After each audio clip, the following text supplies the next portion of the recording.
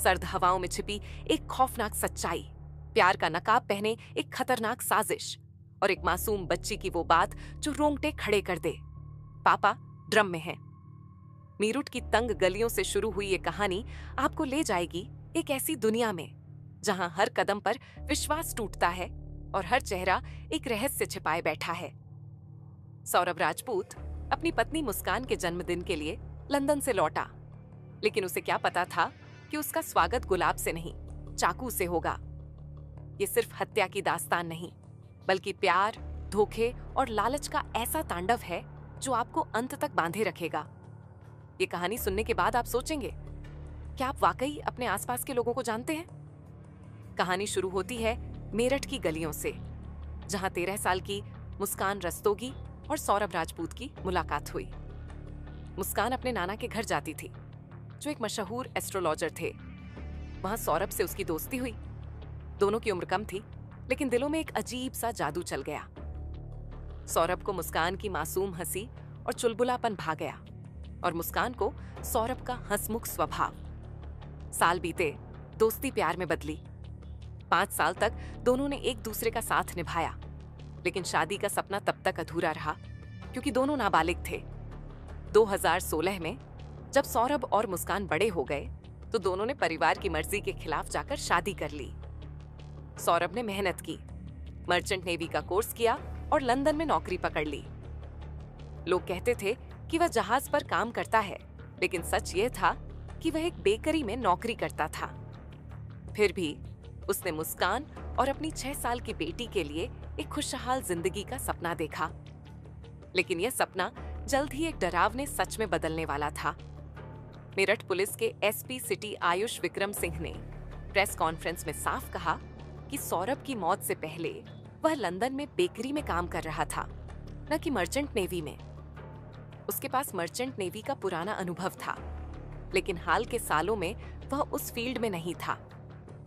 मुस्कान की जिंदगी में साहिल शुक्ला की एंट्री हुई 2019 में। साहिल और मुस्कान स्कूल के दोस्त थे। एक व्हाट्सएप ग्रुप में दोनों फिर से मिले और पुरानी यादें ताजा हो गईं। साहिल अकेला रहता था, उसकी मां मर चुकी थी, पिता नोएडा में रहते थे और घर में सिर्फ उसकी बूढ़ी दादी थी।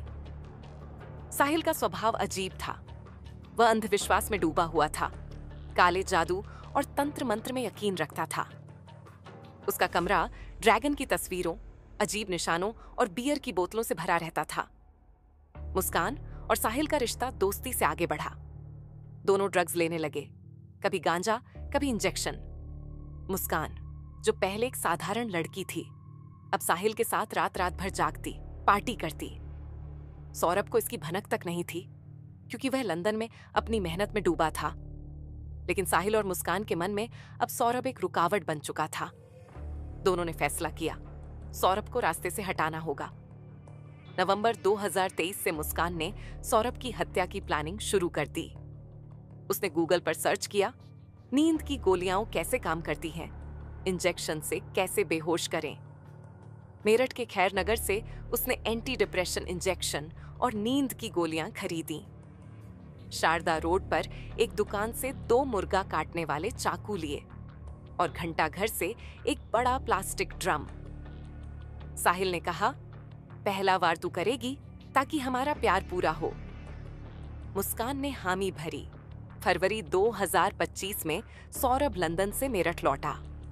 उसने परिवार को बताया कि वह मुस्कान के जन्मदिन के लिए आया है, लेकिन मुस्कान के मन में कुछ और ही चल रहा था।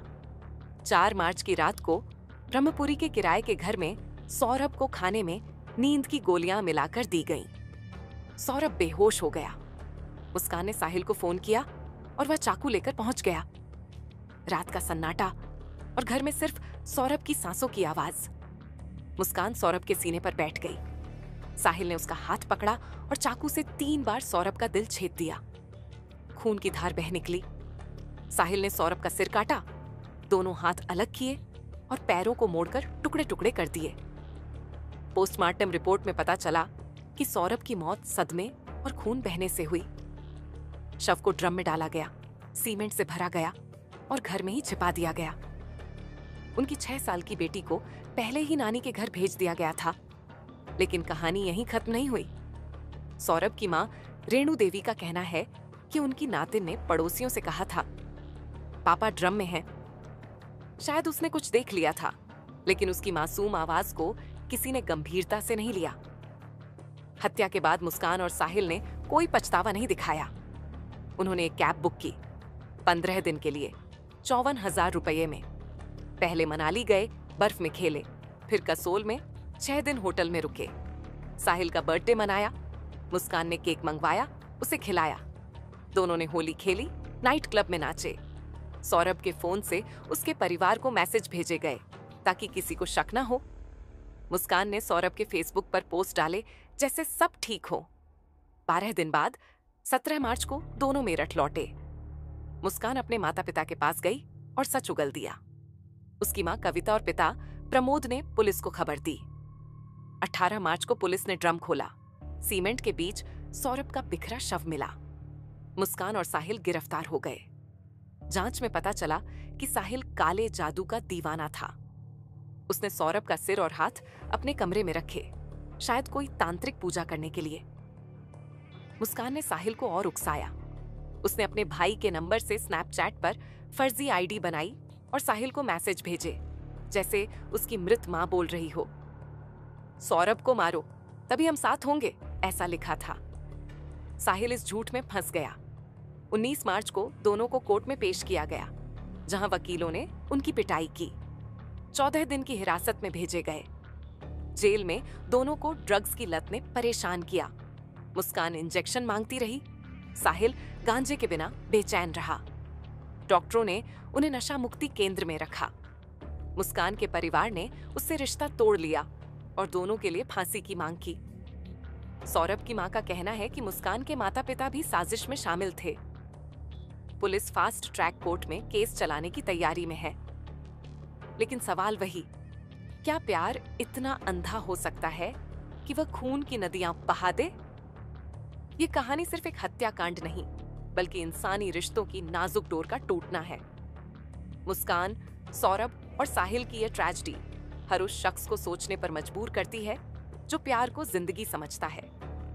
आपको क्या लगता है, क्या मुस्कान सचमुच कातिल थी या साहिल का अंधविश्वास उसे यहां तक ले आया? बताइए।